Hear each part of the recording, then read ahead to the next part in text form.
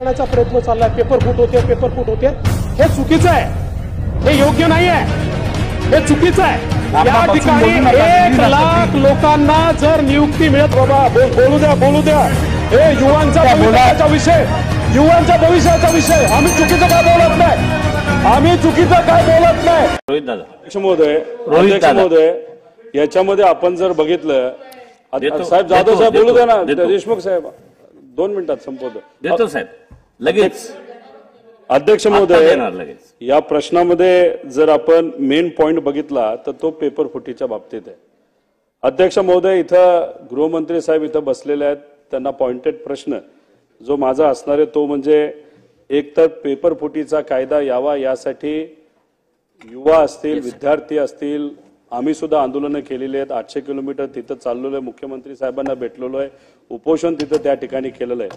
Pointed प्रश्न असा आहे की महाराष्ट्र राज्य हे पेपर फुटीचा कायदा या अधिवेशनामध्ये आपण काढणार आहात का, हा माझा पहिला प्रश्न अध्यक्ष महोदय।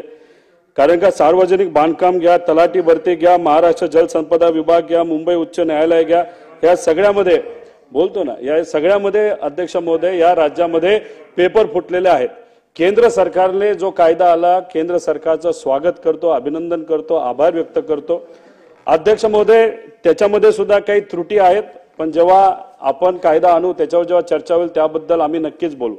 पण अध्यक्ष महोदय याच अधिवेशनामध्ये हा कायदा येणं फार महत्वाचं आहे, का याच्या पुढे सुद्धा भरती होणार आहे, त्याच्यामध्ये चुकीच्या गोष्टी घडू नये याची दक्षता खऱ्या अर्थाने आपण सर्वांनी घ्यावी। अध्यक्ष महोदय होम मिनिस्टर साहेब बोलत असताना कदाचित त्यांच्या अधिकाऱ्यांनी त्यांना बाबा बोलू द्या हे युवांचा भविष्याचा विषय, आम्ही चुकीचं काय बोलत नाही, सन्माननीय सदस्य रोहित पवार, तुम्ही माझ्याकडे बघून बोला, तुम्ही त्यांना उत्तर देत आहात का? अध्यक्ष महोदय तुम्ही मगाशी होम मिनिस्टर साहेब बोलत असताना बसून बोलू नका, बोला। अध्यक्ष महोदय मगाशी होम मिनिस्टर साहेब बोलत असताना त्यांच्याकडे जी माहिती आलेली ती कदाचित थोडीशी अपुरी वाटते, कारण का त्यांनी सांगितलं एकच त्या ठिकाणी कारवाई झालेली म्हणजे FIR झालेला आहे। अध्यक्ष महोदय आमच्याकडेच 5-7 तलाठी भरतीच्या बाबतीत FIR झालेले आहेत, ते त्यांच्याच विभागाने केलेत, तिथं जे काही पोलीस आहेत त्यांनी चांगलं काम केलेलं आहे। पण विषय एवढाच आहे की आपल्याला इथं पेपर फुटीचा कायदा कधी आणला जाईल, कारण काय होतं त्यांनी उत्तर देत असताना आकडेवारी बद्दल बोलले, त्याला आपण नॉर्मलायझेशन म्हणतो। नॉर्मलायझेशनच्या नावाखालीच दुर्दैवाने त्या ठिकाणी घोळ खऱ्या अर्थाने होतो। नीट मध्ये ग्रेस मार्कच्या बाबतीत घोळ झाला, तसं आपल्या राज्यामध्ये नॉर्मलायझेशनच्या बाबतीत घोळ होतो। त्यामुळे याच अधिवेशनामध्ये आमची मागणी आहे, आमची विनंती आहे, युवांची विनंती आहे, विद्यार्थ्यांची विनंती आहे की पेपर फुटीचा कायदा याच अधिवेशनामध्ये आपण आणणार का? आणि जे काही मगाशी डेटा तुम्ही माहिती दिली ज्याच्यामध्ये FIR एकच झाले असं नसून अनेक FIR त्याच्यामध्ये झालेले आहेत, त्याच्यामध्ये तुम्ही अख्ख्या महाराष्ट्रामध्ये जे FIR आणि कारवाई झाल्यात त्याची एकत्रित माहिती आमच्या अधिवेशनामध्ये आम्हा सगळ्यांना तुम्ही द्याल का?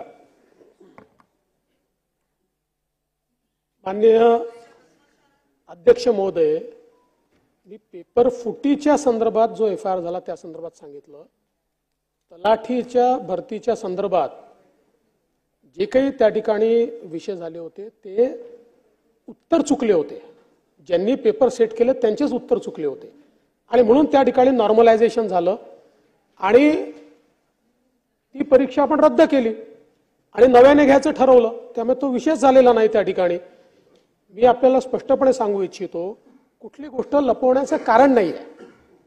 जर एखादा घोटाळा झाला तर घोटाळा झाला म्हणावं लागेल, पण आता मी सांगितल्याप्रमाणे 1 लाख लोकांना नियुक्ती देत असताना या ठिकाणी पारदर्शी पद्धतीनं जर राज्य सरकारने काम केलं असेल तर मला असं वाटतं की राज्य सरकारपेक्षाही ही सगळी म्हणजे मी विशेष उल्लेख करेन की GAD विभागामध्ये जे लोक हा संपूर्ण या ठिकाणी परीक्षांचा विषय सांभाळत आहेत, आमचे सचिव आहेत, सगळे अधिकारी आहेत, आपले एजन्सीज आहेत, या सगळ्यांनी उत्तम काम केलं आहे। आता हे खरं आहे की एखाद्या ठिकाणी गडबड करायचा प्रयत्न झाला, प्रयत्न आणून पाडला, त्या ठिकाणी जे काही आपल्याला काम करायचं ते काम आपण केलं, पण पहिल्यांदा मला या ठिकाणी रोहितजी हे सांगायचं आहे की हा जो काही नरेटिव्ह तयार करण्याचा प्रयत्न चाललाय पेपर फुट होते हे चुकीचं आहे। हे योग्य नाही आहे, हे चुकीचं आहे. आपण या बसून ठिकाणी बोलू नका, 1 दिली ना लाख संधी. लोकांना जर नियुक्ती मिळत असेल, हा राज्यात नाही, हा देशामधला रेकॉर्ड आहे, हा देशातला रेकॉर्ड आहे. कुठल्याही एका राज्याने इतक्या कमी वेळामध्ये एवढ्या नियुक्त्या द्यायच्या. त्यामुळे अध्यक्ष महोदय, आणि निश्चितपणे अध्यक्ष महोदय, पेपर फुटीच्या संदर्भातला केंद्र सरकारने कायदा केल्यानंतर राज्य सरकारने देखील तो कायदा करण्याचा मनोदय हा मागच्याच अधिवेशनामध्ये घोषित केला आहे. त्या संदर्भातली आमची कारवाई चालली आहे. मध्यंतरी काही जे काही आमचे युवक नेते आहेत किंवा जे या परीक्षेच्या सगळ्या गोष्टींमध्ये काम करतात, अशा सगळ्या लोकांची आमची चर्चा झाली. एक डेलिगेशन देखील माझ्याकडे अभिमन्यू पवार देखील घेऊन आले होते, त्याच्या संदर्भातली चर्चा झाली. आणि त्यावेळेसच मी त्या डेलिगेशनला देखील सांगितलं की आपल्याला हा पेपर फुटीचा कायदा करायचा आहे, माननीय मुख्यमंत्र्यांनी सांगितलेलं आहे. आणि माननीय मुख्यमंत्र्यांनी हे देखील सांगितलेलं आहे, त्या डेलिगेशनलाही मी सांगितलं आहे की याच अधिवेशनामध्ये हा कायदा आम्ही आणणार आहोत. आशिष शेलारजी. अध्यक्ष महोदय, खऱ्या अर्थाने एक एक होते ना, मला तिकडचा एक झाला, सुरुवातीला या इकडचा एक ठिकाणी